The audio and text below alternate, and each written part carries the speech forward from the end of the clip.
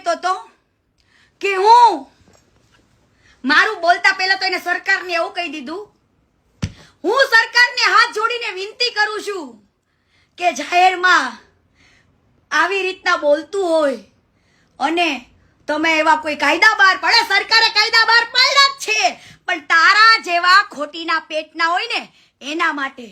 પણ મારું બોલતા પહેલા તો એને અપીલ કરવી પડી કે હું જાહેરમાં કહું છું આજે હાથ જોડીને કે એવા કાયદા બહાર પાડો કે જે ખુલ્લેઆમ બેન દીકરીનું બોલતું હોય એના ઉપર કોઈ એક્શન લે. તો અમે કોઈની બેન દીકરી નથી, તારા ભરા ડાયરામાં કોઈ બેન દીકરીની ઇજ્જત ઉછાળે હે? હવે તે કોકની બેન દીકરીની ઇજ્જત ઉછાળતો હોય ને તો તારી બાયડીને નખા ઘરને રેડી રાખજે. હો, હવે રેડી રાખજે તારી બાયડીને નખા ઘરને. હવે તું રેડી રાખજે. હા ખવરિયા, હવે તું રેડી રાખજે. મારું સેટેલાઇટ ચાલુ થઈ ગયું છે બક્કા, બરાબર? અને સમજો ઈસુદાનભાઈ ગઢવી જેવા સાહિત્યકાર તો કોઈ થઈ જ ન શકે, કોઈ થઈ જ ના શકે. અને તને પેટમાં શું દુખતું તું તે લોકો ખાલી એટલું જ જોવે છે કે ભાઈ સોનબાઈ માતાના મંદિરે સમાધાન થઈ ગયું તું તોય આ ખદડાવ બોલે એમ બોલ્યો ને, પણ પાછળનું કોઈ ખબર નહીં કે ચાળો ક્યાં કરી આવ્યો છે, આ હળી ક્યાં કરી આવ્યો છે એવું કોઈએ પૂછ્યું? હું ઘણી વાર બોલ્યો છું, કૂતરા હડકાય બહુ થયા છે. બટકા બીજા ફરે નામ આપણું આવે છે કે તમે ને બતાવ્યું સમજદાર છે, આપણો ખજૂરભાઈ એકલો ન પડી જાય યાર.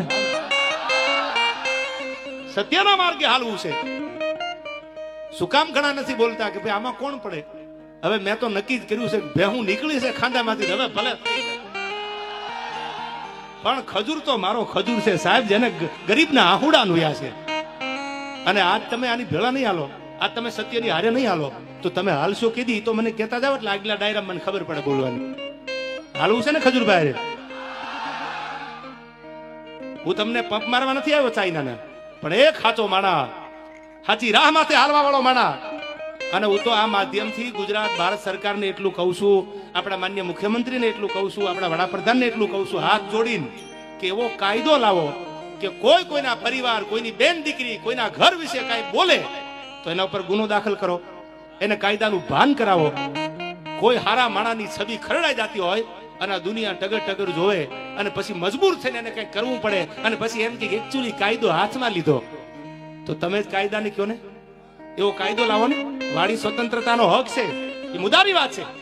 ભારતમાં વાણી સ્વતંત્રનો હક છે, તમે ગમે બોલી શકો, પણ સારું બોલવાનો હક રાખો. કોઈની મા બેન, કોઈનો પરિવાર દેવાજ ખબર બોલે તો એના ઉપર ગુનો લાગુ પડે, કોઈ ચમરબંધી બોલે તો એને લાગુ પડે. આ તો આજકાલ રમત આલે છે. કોઈ હારો માણા આગળ જતો હોય, કોઈ હારું બોલતો હોય, કોઈ હારું ગાતો હોય, કોઈ હારા કામ કરતો હોય તો બીજા મંડે બોલવા જેમ ફાવે એમ, એની છબીને બગાડવા માટે, ખાંદો મંડે ઉડાડવા એના, એની છબીને ખરાબ કરવા માટે. સાહેબ મારે તમારા માધ્યમથી ખજૂરને કેવું છે કે અમે તારે હારેથી જીવવાનું થાય તોય ભલે ને મરવાનું થાય તોય ભલે, તું તારે હારા કામ કરે જા. મારા બાપ, મારો ભોળો નાથ તારી હારે છે. ગરીબ માટે જેને કઈ કર્યું છે સાહેબ, જેના માથે નળિયા ન હોય, ગોભારા માથે પાણી પડતા હોય સોમાહાના, એના ઘરે જઈ અને મકાન બનાવ્યા. પૈસાની વાત નથી કરતો, ડોનેશન આપે મકાન બને એ તો બરાબર છે, બનતા હોય, પણ પોતાનો પરિવાર મૂકીને ગામો ગામ કિલોમીટર સુધી, હજારો કિલોમીટર માણસે કાપ્યા છે ને. તો હજી કહું છું કે આપણે આજ એનો સાથ નહીં આપી તો ખજૂર શહીદ થઈ જાય પછી આપણે ભેળા હાલશું? આવો હારો માણા દુનિયામાંથી વિયો જાય પછી હાલશું? એ વિચાર તમારે કરવાનો છે. તમે સમજદાર છો. ઘણા મને કહેતા તમારે ન બોલાય, તમે આવું કઈ ન બોલતા. એ ખજૂરભાઈ નો વિષય છે, પણ સત્યની ભેળો ન ઉભો રહો તો હું મોટો ખદડો ગણાવું.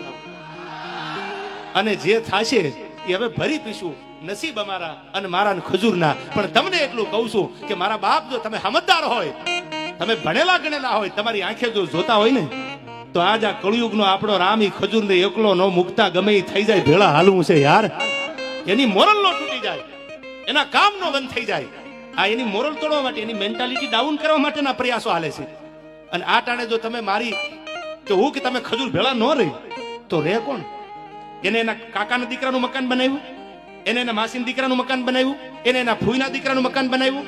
ના, એને તો એક એક ગરીબના મકાન બનાવ્યા છે. એ ચાહે કોઈ પણ હોય, ઝૂંપડામાં રહેતો હોય, નાનો માણા હોય, કોઈ પણ જ્ઞાતિનો હોય, તો હજી એકવાર આકલો કરીને કહી દો કે આપણે જીવીને મરીએ ત્યાં સુધી કોની ભેળું રહેવું છે યાર?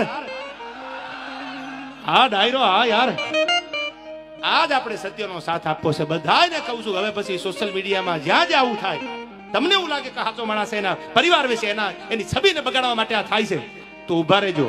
અને ટગર જો તમે જોશો ને, તો એટલું યાદ રાખજો, 10 વર્ષ પછી, 5 વર્ષ પછી આ ઓડિયન્સમાં બેઠા ને, એનો દીકરો દાતાર બનશે, એનો દીકરો કલાકાર બનશે, આ બેઠા એમાંથી એનો દીકરો કથાકાર બનશે. તેથી આ અમારી હાલત છે ને, એ જ હાલત તમારા દીકરાની થવાની છે. એટલું યાદ રાખજો. આ કોઈની જાગીર નથી, દેવા ખબર તો આજ છે, કાલ નહીં હોય, તો કોઈ બીજા ગાતા હશે. તમારો દીકરો કલાકાર બનવાનો છે, તમારો દીકરો ખજૂર જેવો દાતાર બને, કોઈ 5 મકાન કોકના બનાવે. આજ જો ટગર જોશો તો કાલ દીને આવતા વાર નહીં લાગે. સત્યને સાથ આપજો. અને સત્ય પરેશાન હોય, રાણા પ્રતાપ લડ્યા ને, એટલે રાણાનો ઇતિહાસ છે. એને સેલ્યુટનું નામ પૂર્ણસું કરી દીધી હોત તો કોઈ આજ મેવાડને યાદ ન કરતું હોય.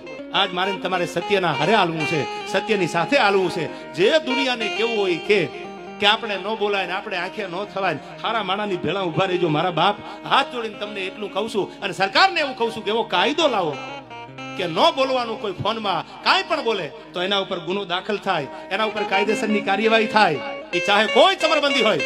અને જો આટલું નહીં થાય તો મને નથી લાગતું આ ગુજરાતની આવનારી પેઢીનું ભવિષ્ય ઉજળું થાય. મજા આવે બોલી જાય, મજા આવે જિંદગી બગાડીને વયા જાય. પછી માણા મજબૂર થઈને કંઈક કરે એટલે એમ કે કાયદો હાથમાં લીધો. બધા એવા નથી હોતા. સોમાનથી જીવવા વાળા આપણા ગુજરાતમાં આખા ભારતમાં છે. હા, એનું સમાન જળવાઈ જાય એના માટે જીવજો. યુવાનોને એટલું કહું છું, સોશિયલ મીડિયાનો સદુપયોગ કરજો. તમારે ફેમસ થવા માટે કોઈને ખરાબ ન બોલતા, કોઈના પરિવારનું ખરાબ નહીં બોલતા. દ્વારકાધીશ ઉપર ભરોસો રાખી અને સારું બોલજો.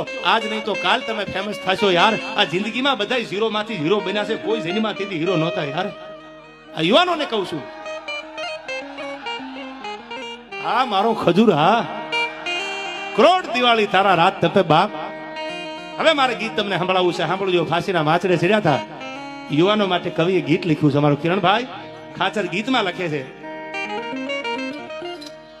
કે જ હિંદના હીરાય સિંહ સાદુળા, મારા ભારતી માના પૂત રે, મારા ભારતી માના પૂત.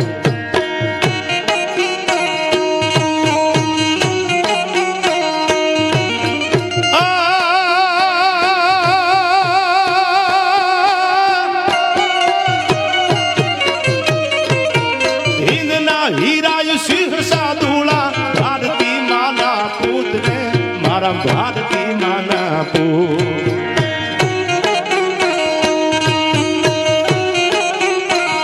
આવજડાની ડાણ તું ગાજે, સુરાને શહીદની ગાથા, ભારત માની ભૂમિકા માથે. આવજડાની ડાણ તું ગાજે.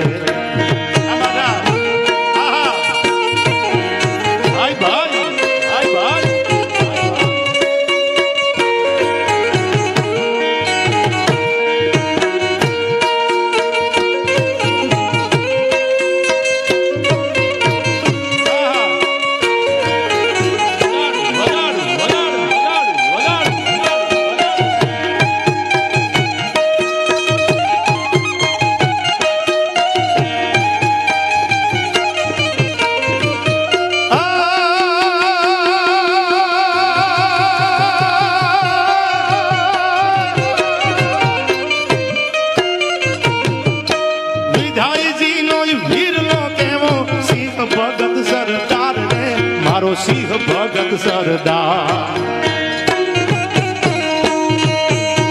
બધા સમજદાર છો. આ ગીત નવું છે એટલે ગાઉં છું. એની જનેતાનું નામ હતું વિદ્યાવતી ગોર. એનો દીકરો કેવો સરદાર સિંહ સાદુલો હતો. એને 14 વર્ષની ઉંમરમાં કીધું તો અબ તો આઝાદી મેરી દુલ્હન બનેગી. આઝાદીની હારે લગ્ન કરવા છે મારે, આવો શહીદ વીર ભગતસિંહ હતો. એના માટે કવિએ કીધું કેવો હતો મારો દેશનો ક્રાંતિકારી.